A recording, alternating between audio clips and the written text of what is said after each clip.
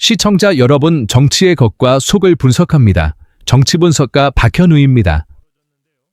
국힘의 위기가 현실화되기 시작했습니다. 실제로 심상치 않은 일이 벌어졌습니다. 김도욱이 정책위원회 의장직을 내려놓는 장면은 단순한 인사이동이 아닙니다. 정책의 방향을 잡고 원내 법안을 조율하는 핵심 자리에서 맡은 지 불과 넉 달 만에 저의 소임은 여기까지라고 판단했다는 문장으로 모든 설명을 끝냈습니다. 이 표현이 유난히 거칠게 들리는 이유는 사태가 예정된 일정처럼 정리된 것이 아니라 누군가에게는 급하게 비켜선 것처럼 보이기 때문입니다. 더구나 김도욱은 부산광역시장 출마 준비 때문은 아니라고 선을 그었습니다. 그렇다면 남는 해석은 하나뿐입니다. 당 안팎에서 장동혁 체제를 둘러싼 균열과 인적 쇄신 가능성이 거론되는 바로 그 시점에 핵심 당직자가 먼저 자리에서 물러났다는 사실입니다. 참 절묘한 타이밍입니다. 우연이라고 하기에는 너무 정확하고 계획이라고 하기에는 너무 조용합니다. 과정도 매끄럽지 않았습니다. 조용술이 기자들에게 개인적인 사유를 반복해서 설명했는데 곧바로 당 대변인실이 그 표현은 취소 삭제라며 김도욱이 그런 말을 한 적이 없다고 정정했습니다. 당의 공식 입을 통해 나온 말을 당이 즉시 걷어들이는 모습은 사태의 실체보다 더 불길합니다. 이유를 명확히 설명하지 못하니 말을 흐리고 말을 흐리니 의심만 더 커집니다. 이런 정정 소동 자체가 지금 국힘당 내부의 혼란을 그대로 드러냅니다. 설명할 수 없는 사태가 쌓이면 조직은 필연적으로 서로를 의심하게 됩니다. 그 순간부터 정당은 정책이 아니라 권력으로 움직이기 시작합니다. 김도욱이 12월 30일에 사의를 표명했다고 밝힌 날짜도 묘합니다. 그날 김도욱은 1.23 비상사태와 관련해 국민께 송구하다는 취지의 사과 입장을 공개했습니다. 사과 발언과 사의 표명이 같은 날이라는 점은 그가 어떤 마음으로 결정을 내렸는지를 짐작하게 합니다.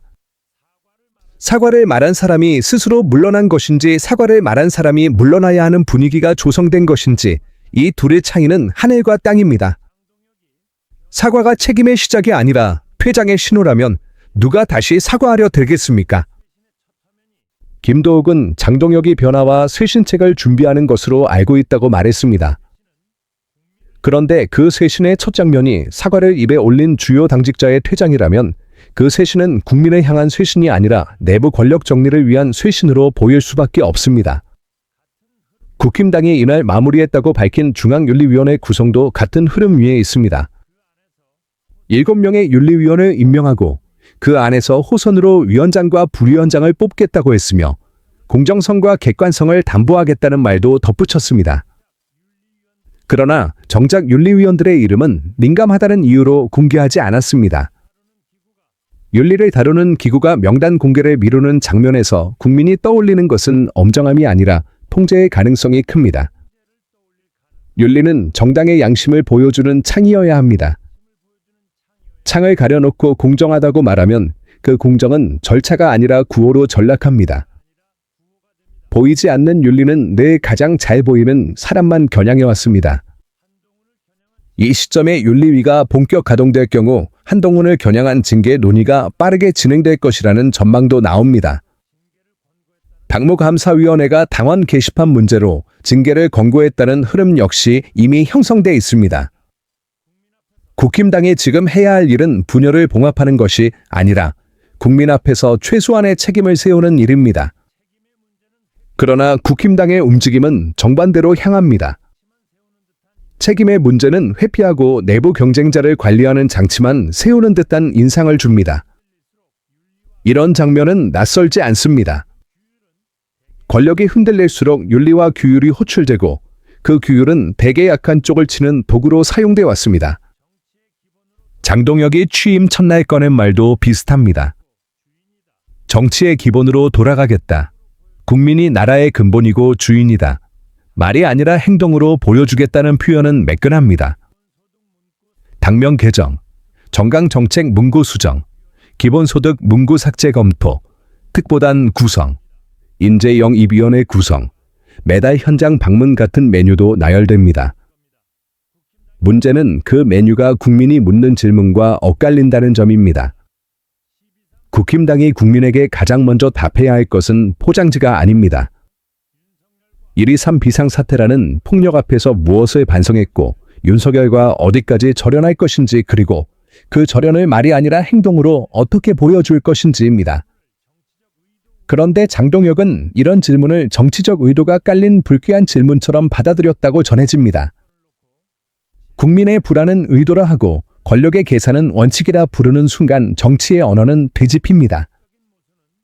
더 노골적인 모순은 선거 승리를 생각하면 패배할 것이고 국민의 삶을 생각하면 승리가 따른다는 말과 동시에 실제로는 선거를 앞두고 내부를 더 강하게 조이는 움직임이 나온다는 점입니다.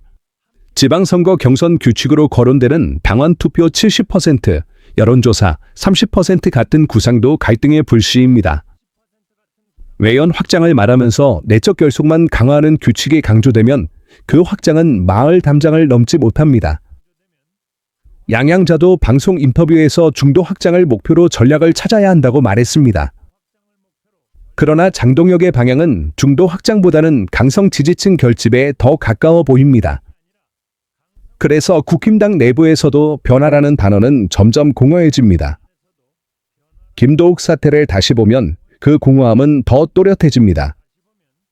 김도욱은 국힘당이 국민께 신뢰받는 정당으로 거듭나는데 불쏘시개 역할을 하겠다고 했습니다. 불쏘시개는 불을 붙이는 도구입니다. 그러나 불을 붙이려면 떼감이 필요합니다.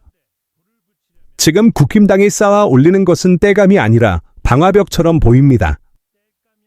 사과한 사람은 빠지고 윤리위는 비공개로 꾸려지고 당대표는 국민이 묻는 핵심 질문을 피해갑니다.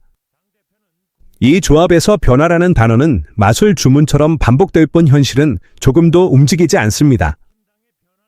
이 조합이 남기는 결론은 분명합니다. 국힘당의 변화는 국민을 향한 변화가 아니라 장동혁 체제의 생존을 위한 변화라는 의심입니다. 더 불길한 지점은 국힘당의 중심이 보수나 중도가 아니라 한쪽으로 더 또렷하게 기울고 있다는 평가가 커진다는 점입니다. 장동혁의 말과 행동이 그 방향을 스스로 증명한다는 비판이 나오는 이유도 여기에 있습니다. 윤석열과의 절연을 요구하는 최소한의 상식을 정치적 의도로 몰아붙이는 태도는 대중과의 접점을 넓히는 정치가 아니라 지지층을 더 좁히는 정치입니다. 지지층이 좁아질수록 남는 선택지는 선명한 구호뿐입니다. 구호는 강해지고 정책은 빈약해지며 내부 통제는 거칠어집니다. 이런 흐름은 정당이 파멸로 향할 때 반복해서 등장합니다. 나경원 같은 인물들의 행보도 같은 맥락에서 소비됩니다. 보도를 통해 윤석열과 계엄의 반풍화와 문자 정황이 드러났고 이후 직접 만났다는 내용까지 나오면서 내란 옹호라는 비판은 더 커졌습니다. 이런 장면이 반복되면 국힘당이 내놓는 어떤 쇄신안도 사람들은 진심으로 읽지 않습니다. 윤상현, 권성동 등 여러 인물을 둘러싼 금품 의혹이 사실로 확인됐다는 취재 주장까지 겹치면 국힘당은 스스로를 정리할 능력마저 의심받게 됩니다. 통일교 신천지 특검까지 거론되는 상황에서 국힘당이 국민에게 보여줘야 할 태도는 결백 주장보다 먼저 책임의 자세입니다. 그러나 국힘당은 그 책임을 맨 앞에 두지 않습니다. 맨 앞에 놓는 것은 권력 장악과 내부 징계 그리고 불리한 질문을 무례로 취급하는 태도입니다. 정당이 질문을 적으로 돌리는 순간 그 정당은 이미 대답을 포기한 셈입니다. 이러니 국힘당 안에서도 지금이라도 살 길을 찾자는 사람들은 다른 선택을 고민할 수밖에 없습니다. 탈당이든 직에서 내려오는 방식이든 최소한 폭풍의 중심에서 한 발 물러나려는 움직임이 나타납니다. 김도욱 사태가 부산광역시장 출마 준비와 무관하다고 해도 사람들은 그 사태의 동기를 선거가 아니라 정치적 생존에서 찾게 됩니다. 국힘당에서 선거는 늘 명분이었고 실제로는 권력 재편이었던 순간이 많았기 때문입니다. 이번에도 사태의 이유가 명확하게 설명되지 않는 한 사람들은 장동혁이 곧 고강도 인적 쇄신을 발표할 것이라는 전망과 연결해 해석할 수밖에 없습니다. 그 해석이 국힘당에 불리하다는 사실을 알면서도 국힘당은 설명하지 못하고 있습니다. 그 무능이 오히려 더 치명적입니다. 국힘당이 진정으로 국민의 신뢰를 얻고 싶다면 방법은 복잡하지 않습니다. 사과할 것은 사과하고 절연할 것은 절연하며 책임질 것은 책임지면 됩니다. 그러나 국힘당은 그 쉬운 길을 선택하지 않습니다. 오히려 질문하는 국민을 의심하고 사과를 입에 올린 사람은 한 발 뒤로 물러나며 윤리는 비공개로 꾸려 내부 경쟁자를 겨냥할 준비를 합니다. 김도욱의 퇴장은 그 갈림길에서 이미 한쪽을 선택했다는 신호처럼 읽힙니다. 국힘당이 사과와 절연을 거부하는 순간 국힘당은 국민과 절연하는 셈입니다. 국민을 향해 손을 내밀지 않는 정당을 국민이 붙잡아줄 이유는 없습니다. 지금 국힘당에 필요한 것은 변화라는 말이 아니라 무엇을 끊고 무엇을 책임질 것인지에 대한 단호한 행동입니다. 그 행동이 보이지 않는 한 김도욱 같은 퇴장은 앞으로도 반복될 것입니다. 그리고 그 퇴장이 쌓이는 속도만큼 국힘당이 스스로 무너지는 속도도 빨라질 것입니다. 오늘 내용은 여기까지입니다. 도움이 되셨다면 구독과 좋아요로 영상 제작에 힘을 보태주시기 바랍니다. 여러분들 이 사안을 어떻게 생각하십니까? 여러분들의 견해를 댓글로 많이 남겨주시기 바랍니다. 감사합니다.